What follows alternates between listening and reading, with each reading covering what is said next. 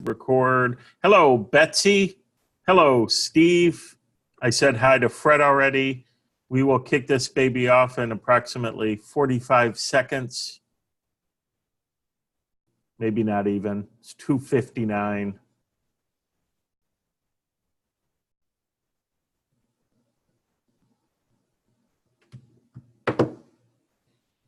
All right, why don't we just jump in? Let's do it. Just FYI, David is on vacation somewhere in New England today, so he will not be here. I will be managing the call for you. I'm here for your pleasure to manage successes, wins, celebrations, challenges. If you're struggling with anything, we'll make sure we cover that, not only so you can get my input, but the group's input. And we'll do a Q&A and whatever else comes to mind to make sure your needs are met. But let's just start with a couple of wins, celebrations. Welcome, Doug. Who would like to get us kick off in a positive way? I see a chat. Oh, that's from Morgan. I can make you the co-host. Great. I am good. Thank you. Thank you. Who has a win that you'd like to share? Steve, thank you. I'll get us started. So, excuse me. I have my name in lights now. So the event that will be in April of next year for the Palm Springs Writers Guild is now posted on their website, which feels exciting. And I gave them a outline over the weekend, which I felt really good about. So that's happening. But and that's the biggest thing right now. So. Congratulations. Way to go, Steve. Your name in lights. I like that, being that you live in Palm Springs outside of Hollywood. And did you also decide, did I understand in your post that you're thinking about doing a small book as well, and or did you decide that? Yeah, I'm trying to figure out how can I get that done? But, you know, I had actually thought about this a while back.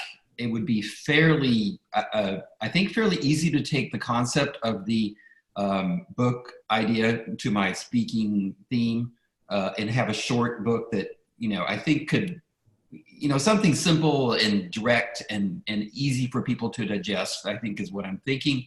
And I do think that I should do that. I've got some things around that we can talk about more later.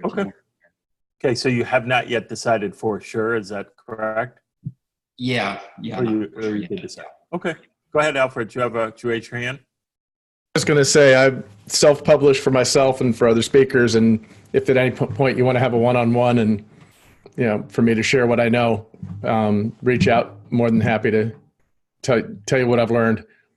Thank you. Very nice. Thank you, Alfred. Very, very kind of you. That's awesome. Okay, who else has a win or celebration? Yeah, Fred. Good morning. Good afternoon, I should say. I have, you know, whenever I do a workshop or a keynote, I always send the meeting planner or whoever my contact was, I send them a gift basket as a thank you. It's a very nice gift basket, and it's got food items, so people appreciate that, right?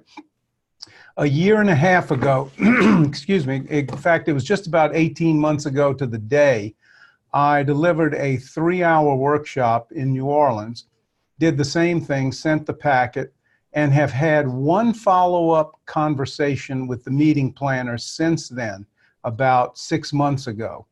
Well, 2 weeks ago, he contacted me with 3 speaking opportunities for the same group that I had addressed a year and a half ago. And that's resulted into a $22,000 engagement. Hello.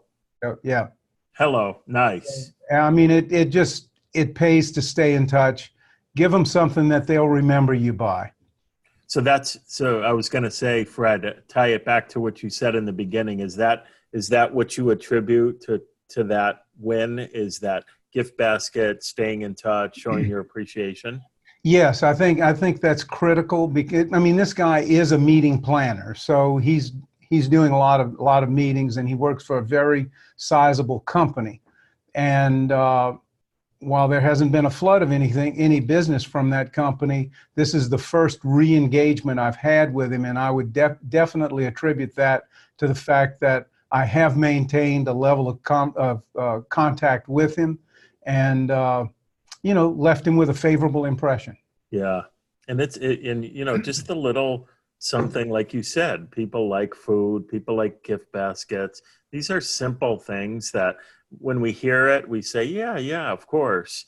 But so few people actually do it. And there you go. I'm sure not only is it make you feel good, taking care of people like that, but turning it into money is also a great thing. Yeah, and just an FYI, if anybody's considering doing something like that, the entire cost of it is about $45 or $50. Yeah. And that's for a $6,000 or $7,000 engagement, and I pretty much factor that into the cost of doing business. Very good. I'm glad you said that last part. Very good. It's not even really a cost. No. It's just part of doing business. Sure. Thank you, Fred. Who else has, and feel free if anybody has a comment based on what you hear previously, feel free, and or another win or celebration. It's so good. Such good learning from the wins. Give it another minute or two. Anybody else? Last month, I think we had like 10 wins and celebration. You guys were just bowling me over. Alfred. On the last one, I expect to hear from Africa this week to nail that down. So give us a quick summary again, Alfred, of what the opportunity is. This is salt. This is pepper. Perfect. This is my fee. Yeah. And I said it, quoted the highest fee I've ever quoted. This is for a keynote speech in South Africa for a manufacturing group. And, here's my rate, business class travel, et cetera. And they didn't balk. They said, at that rate, would you be willing to give a talk on each of 2 days? And I, of course, said, sure, that's all. Yeah, if I'm there, I'm there. So Going to be there. That's exactly right. Give and them so, that. I routinely throw in a second speech or VIP meeting or, whatever might go. So my impression was that I was competing in a field of one. It was a question of whether or not they could get the budget approved and all that. So, and how did you leave it with them such that you'll find I out? gave them a proposal. They were going to take it upstairs and get approval and get back to me. And the planner had 2 other events to run in the interim. But when I connected with her last week, she said that I could expect to hear by the end of this week. Yeah, great. Yeah. So, Just go ahead, Nancy. Yeah, I've got something. I haven't been on these calls for a while, but I decided to reboot my business at the end of July, and I closed the first deal end of September, and we had the kickoff meeting on Friday. I sent them the first retainer bill. They paid me the same day. Nice.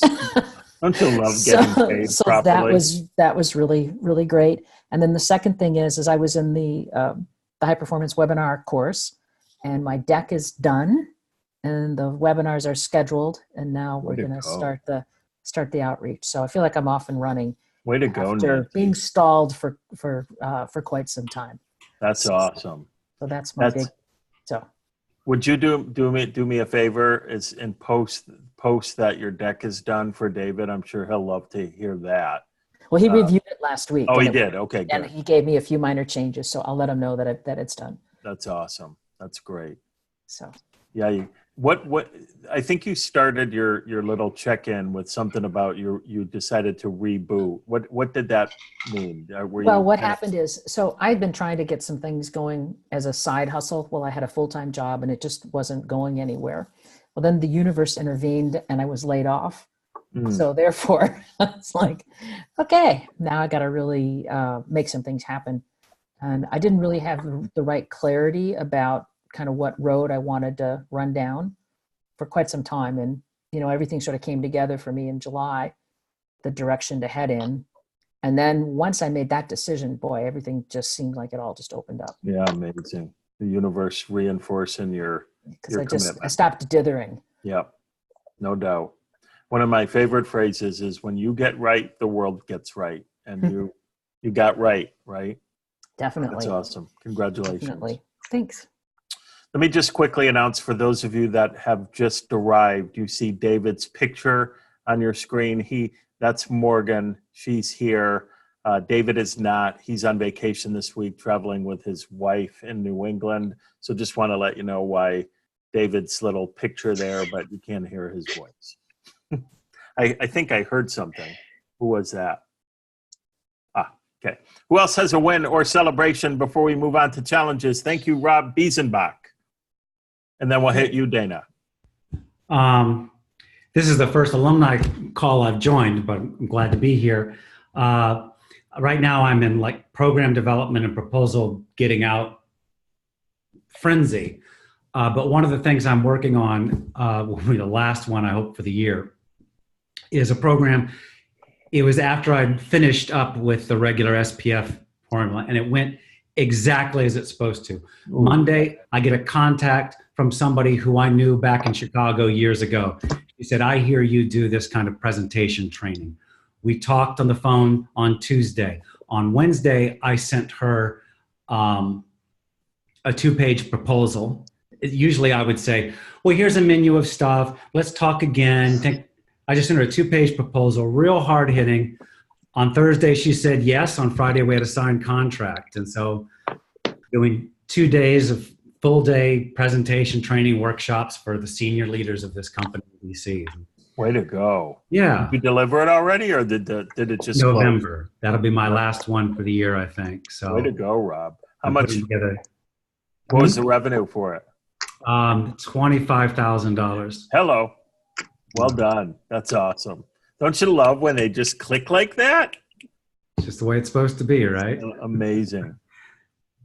And it Yeah, makes go me, like as David always says, is don't waste time with the other stuff, and don't just be, I could be doing more of this and less of, did you get the proposal? What do you think? Have you thought about it? Blah, blah, blah. And so what's the distinction between that and the way you did this? What are the core distinctions? I was very certain about what I offered. I was very clear, very confident, and I pushed it forward with real milestones. And, even today I'm having great conversations like that, but a couple of them I've neglected that final step of putting something on the calendar, and that makes a real difference. Yeah. So I have a couple of proposals out there that are good ones, but like, I got to do the old, so I didn't hear anything. Did you get it? So. Yep. Get it on the calendar. No chasing, right? That's awesome. Yeah. Good for you. Yeah. I'm sure everybody remembers that, but try never to have to wait to get an answer, get something on the calendar, a next meeting to discuss it. And that's what you're hearing Rob discuss there. Thank you, Rob. Congratulations. Dana, you were raising your hand?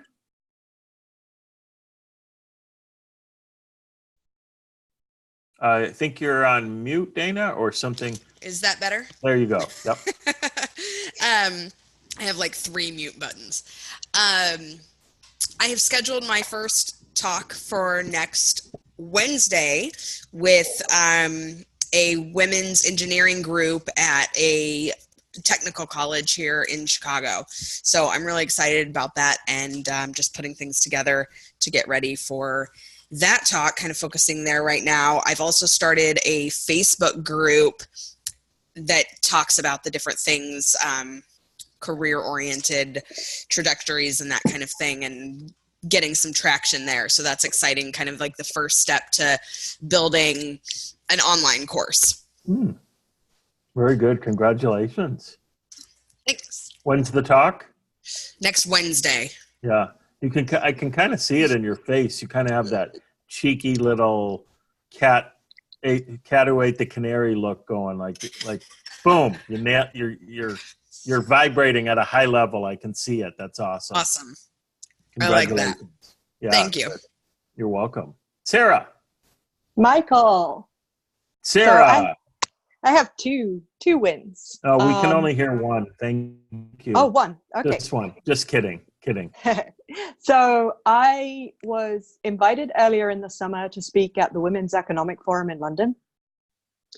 And topics, I pretty much had first choice of the whole schedule because I was one of the first speakers that they invited. And last week they confirmed that I'm actually emceeing, hosting the 3-day event. Oh, wow. Including 2 gala dinners, 1 cocktail and canopies. And the event has 700, mainly women from around London. But the people that I'm introducing, a lot of them are my perfect clients. Oh, wow. Nice. So it's like, whoa, it's time to step up in the introductions and get that done. So how do you, I can imagine, but how do you manifest this opportunity into business or clients or new speaking gigs or all of the above? So it's really about being focused on who I want to meet. Of 700 people and 167 speakers over 3 days, it's not about doing business card confetti. It's about being really targeted. So I want to meet the head of the Legal Association for England and Wales. I will be introducing the head of Sainsbury's.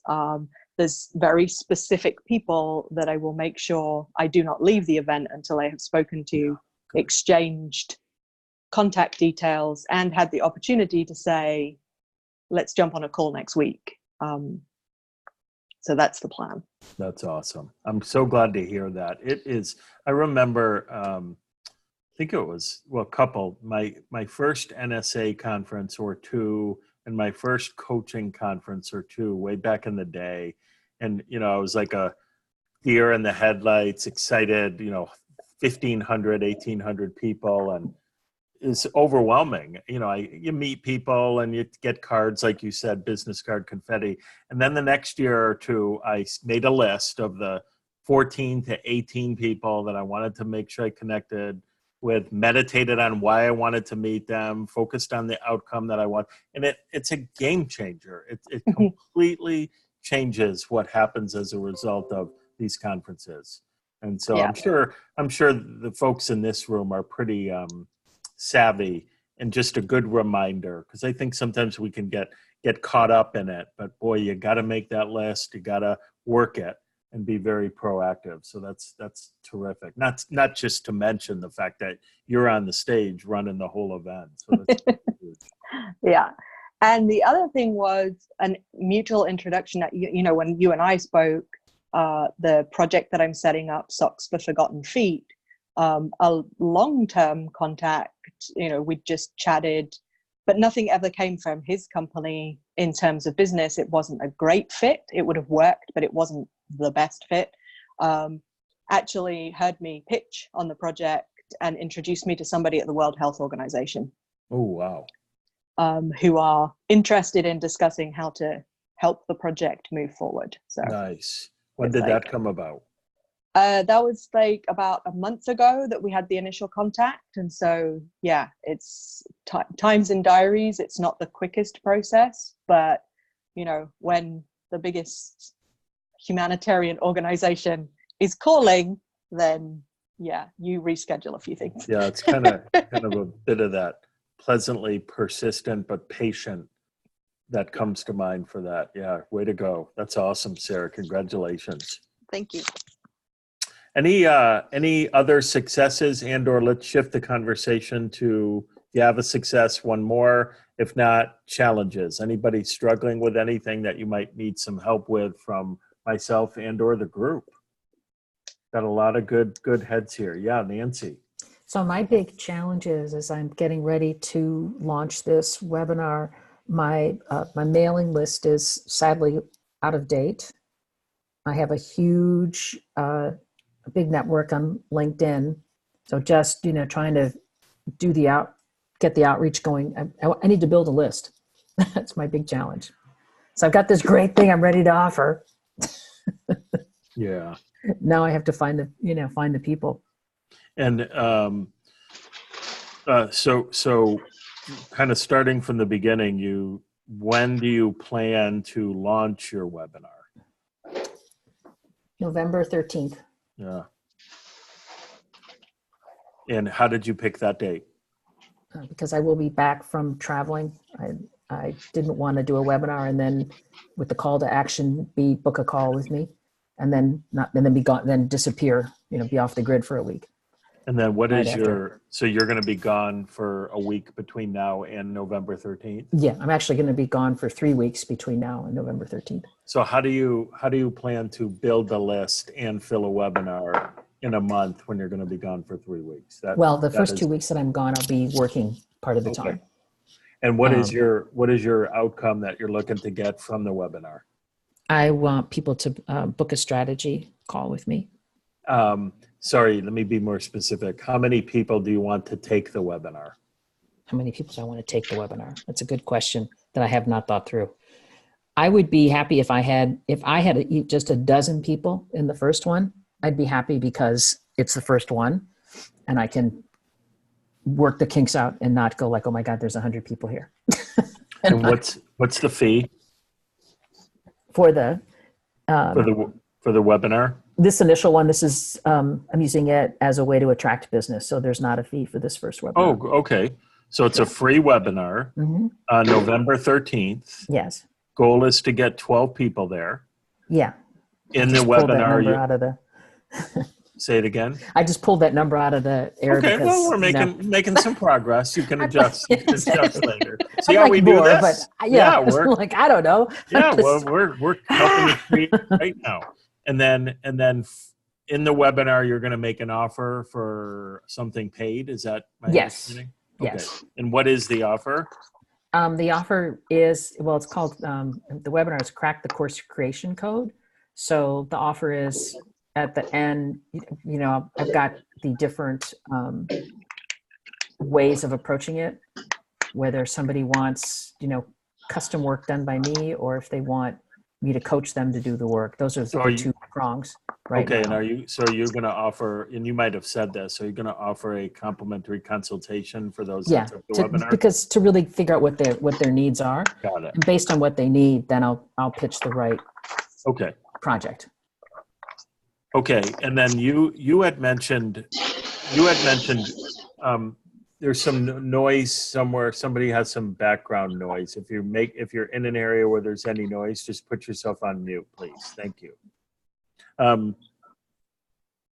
You had mentioned, Nancy, that you needed to build your list. I would just change your thinking from I need to build my list to I need to fill my webinar with at least 12 people. They're two pretty different things. Do you get that? Yeah.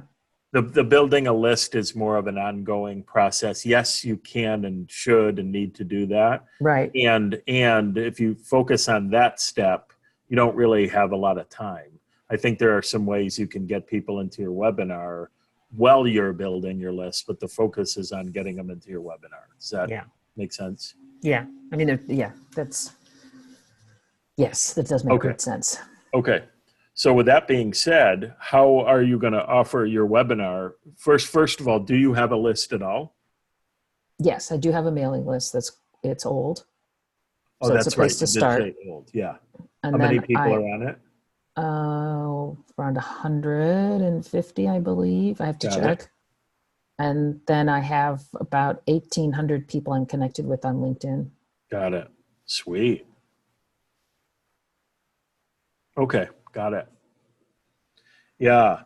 So one good lesson here for you, Nancy, and I think we all get this, and I've had this happen too, is letting our lists get old and not having a mechanism whereby we're keeping in touch and giving value to our list on a regular basis. So this is an opportunity, Nancy, with this kickoff to have this be the first value add moving forward. And my quick suggestion might be to just announce that, right? Like you might just say, and I've done this, so I'm not just making this up, but hello list. Hello, I don't know if you have the ability to put their name, right? But I realize I've been out of touch for a while. I'm excited to re-engage. Something that I'm going to be doing on a regular basis is blank, whatever that is. And to kick us off, I have a really cool webinar that I'd like to tell you about. It's complimentary and have it be short and sweet, but I would virtually guarantee you get some registrations just from that original email. and Yeah. just being authentic and honest with them right up front. Yeah, because I mean, since the last time I touched the people on that list, I mean, a lot has happened. I got divorced, I moved cross country, had a full-time job, left a full-time job. Well, so Yeah, and just some quickie feedback even on that. I've had that happen as well. And so what I'll do is I'll put like a little asterisk, and I'll say, for those of you that are interested in learning what the hell's been going on in my life and why I've been out of touch, read below, right? Yeah. So it gives them kind of a little fun opportunity to not have to see it all to try to decipher what they want to read. right, And those that right. want can read more. And it Here's the kind of trick. If you don't pokes a care, it's just Yep. right. What other ways can Nancy get people to her webinar? I can think of one big one, but let's just open it up to the group. Hashtag hacking.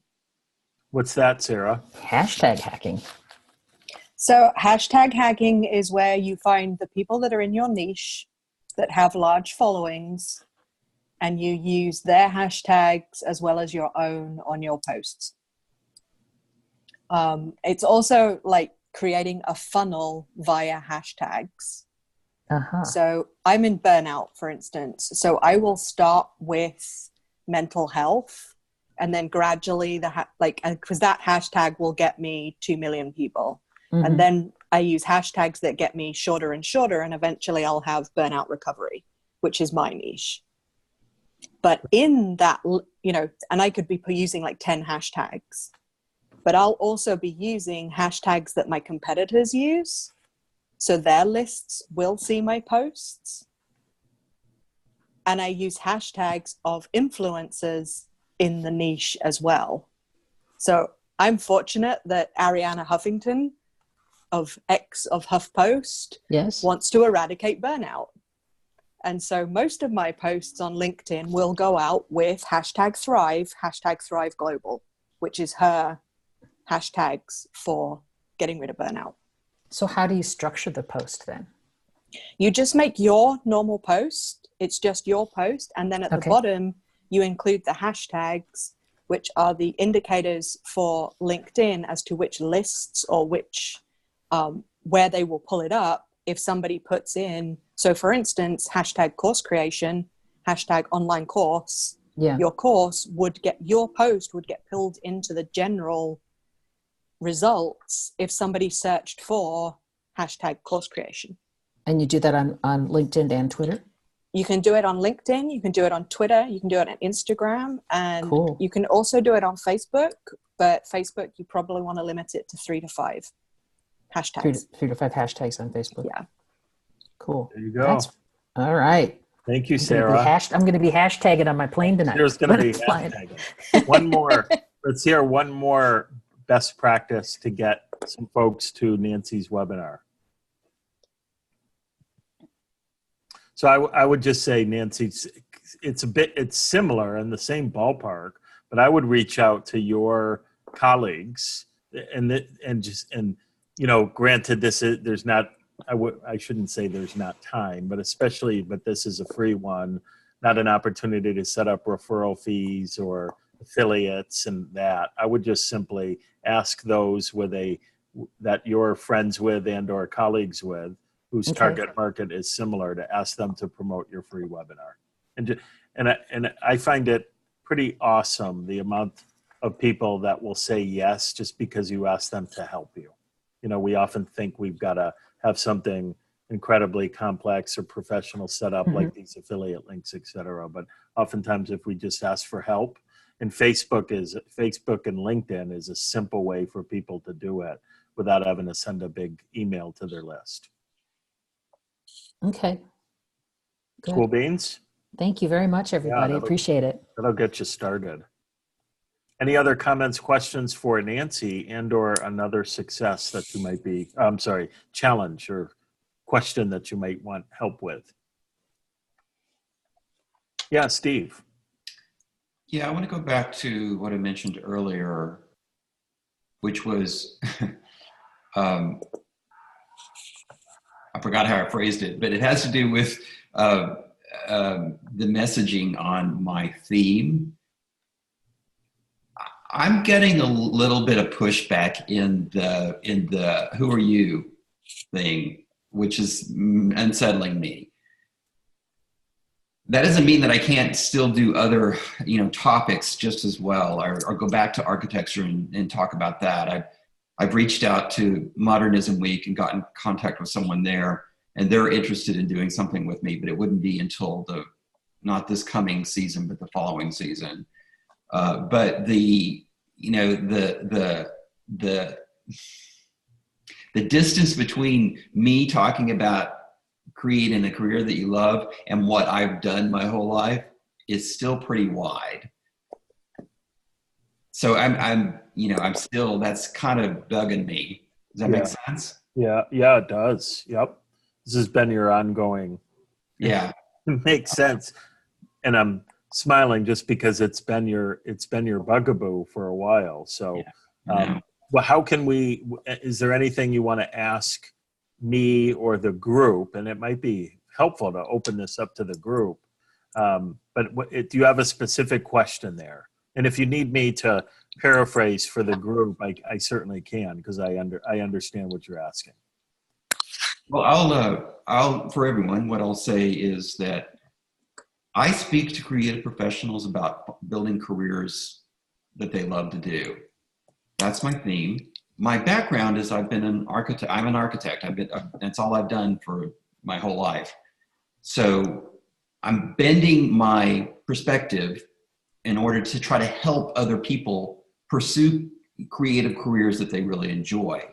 Now, how do I have an authority on that? I've done it. Beyond that, there's nothing that says that I've done anything relating to be able to advise people on that issue.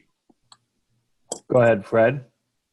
Steve, the fact that you have lived your life as an architect, you have spent your life designing. You have spent your life bringing ideas together and creating a material representation of that. You may want to incorporate that as your authority. Helping guide people to an outcome or to a career is not a whole lot different than taking an idea and a concept and creating a model and ultimately a bit, if that's making any sense to you. I mean, yes. To me, that's your nugget, that's your leverage, that's the strength that you bring to the process. And maybe you might want to tweak your messaging and use that as really not, well, the only thing I've done is I've been an architect. But because I've been an architect, I am able to do this, this, and this, and to guide people to having their vision come to fruition. Okay, thank you. That helps. That does help. Rob, did you want to say something? Yeah, I totally agree. I started a second career as an actor. I was in corporate communications, started a second career as an actor, discovered all the parallels between the two worlds, and that's become my thing, using lessons from show business to help people succeed in their business. That wasn't all just a promo, but when I started out, like my very first book, I laid it out. Every lesson about business communication starts with a lesson from acting. You have to know your audience. You have to tell a story. You have to be empathetic. You have to use emotion.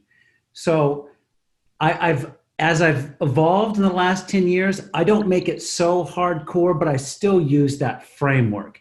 And people find it a very, very, it helps them understand it. And I've never worried about, gosh, can I coach people on their, and how much experience did I have coaching people on this or that?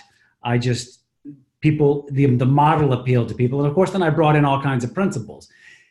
Study on storytelling tells you this, and the best practice is this and that. So I bring all those other elements into it, the evidence, but I wouldn't worry about that and use it, make it a thing. Okay. I think I do that to an extent. I feel like I have that framework there. I have a very specific framework that I'm working with. I think for some reason, I feel really put on the spot when I'm talking to people. But yeah, I appreciate that very much. I So think that don't- is helpful. And Oh, hold on. So don't Brett, don't- Alfred. Yeah. Sorry, Sarah. Alfred's been raising his hand. Let's hit him real quick, and then we'll come back to you. Sure. So, Steve, the first part question, you said you've done this. You know, you've already helped people be creative in their careers and get the career they're happy with. Can you say a little bit more about where that experience comes from? that I've helped people. Yeah. Well, I haven't. I'm just beginning to try to help people, but how I'm helping people is that, you know, I have a very specific theme that I go through, and I have these 4 pillars that I talk about. And what I do is I relate my experiences to these 4 pillars to building a house and equate that to, you know, people's paths and where they can make mistakes and where they can make better choices. And I weave that into, okay, what is it that, you know, the crux of my talk is, what is it that you really want to do? What is it that gets you up in the morning? What excites you? I get the model, and I think that's great. And that's really looking forward about how you've organized this learning that you've got and are trying to make it valuable to people. But I guarantee you, if you look back, there have been younger architects, there have been drafts people, there have been, you know, whatever, people that you've worked with over the years who said, I want to have your job. I want to do what you do. And I bet you anything that you've mentored these people and that you've had deep discussions about where are they going and helped some people figure out that this is what they want to do and helped other people figure out that this wasn't for them and steer them towards something that might be a better fit for them. Am I right? I mean, is that in your history? Not a whole lot, because Okay. I worked for myself for 20 years alone. So I haven't done a lot. I haven't had employees. Okay. And I don't normally, you know, try to help other people. I mean, certainly people have asked along the way here and there, but it's, you know, spotty. Yeah. But that doesn't mean that I wouldn't or couldn't do what you're saying. Absolutely. Right. I mean, because one piece of language that I use when the credentials aren't immediately obvious is, Okay. well, when I've talked to people, you know, who've come to me for this kind of help in the past, I've said things like, you know, and it just grounds it in the past a little bit so that they don't feel like you're making this up out of whole cloth. Does that help? That you say what? That you say? Well, whatever. But I say in the past, when I've worked, you know, when I've been talking to people like that, when people have come to me about these kinds of questions, I've said to them, whatever. But it's that grounding it in the past, saying, you know, I've had experience talking to people. I've had experience having them come to me as somebody who might have some answers for them. I mean, I have been a freelance writer for. I'm going to just ask you to reel it in. Yeah, very quickly. Yep. 30 some years. And the number of times people have come up to me, even though I work only by myself, they come up and say, I want your job. How do I get there?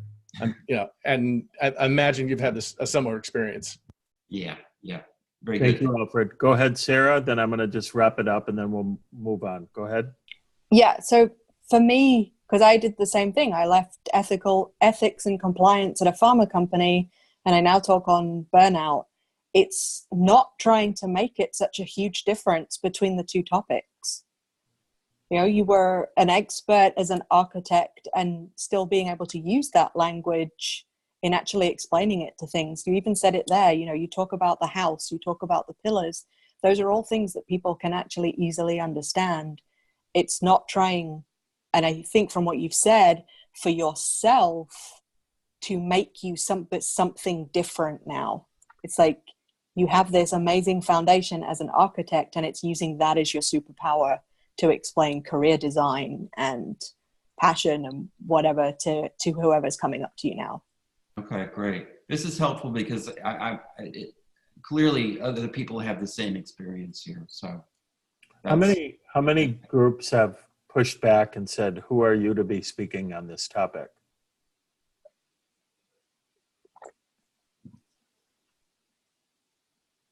Nobody? Pardon? No one? No one. Oh, you're asking me specifically? Yeah, no, I'm Oh, asking. I'm sorry. I thought you were asking everyone. I've had a couple of conversations, one in person and one on the phone, where I just didn't get very far with the person I was talking to before they seemed to be completely disinterested in what I was trying to offer them. And it was like they kind of, maybe it was just the person, I don't know. But it was sort of uncomfortable, I think, is what it's making me. Yeah, I would just before we move on, I would just be, and this is for everybody, but you in particular, Steve, I would be cautious to draw conclusions based on what a couple of people did or didn't do. Like, who cares? I mean, I'm being blunt now. Who cares that two people didn't like or completely resonate with what you had to say? That's part of the deal, part of the business, part of life. I mean, not everybody's gonna fall all over us, right? And so if you're having, this is why I asked, if you're having internal struggle, that's one thing, right? That's something you have to work on, we have to work on. And frankly, if you're having an internal struggle, that's in part why other people aren't resonating with it.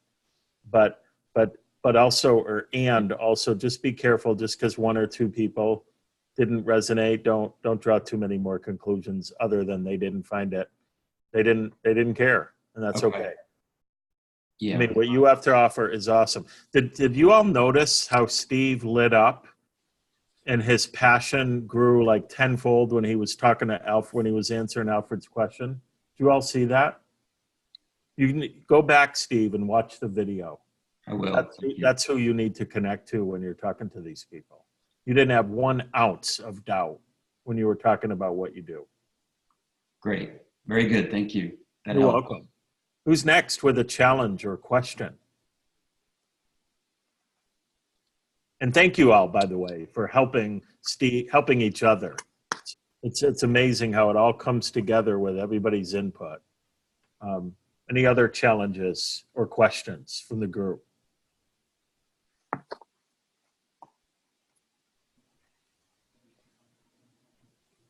All right, shall we call it a day? So somebody wrote, "Yay team." Where's Gene? Gene wrote, "Yay team." Let's give it up, everybody, on 3. 1, 2, 3. Yay team. Hey, team. Oh, Yay, team. that was okay. One more time. I'll give you a little. 1, 2, 3. Yay, Yay, team. That was better. Cool beans. All right, everybody. We'll see you on next month's Momentum Call. Have a good one. Bye. Bye. Bye. Great ending. That was awesome.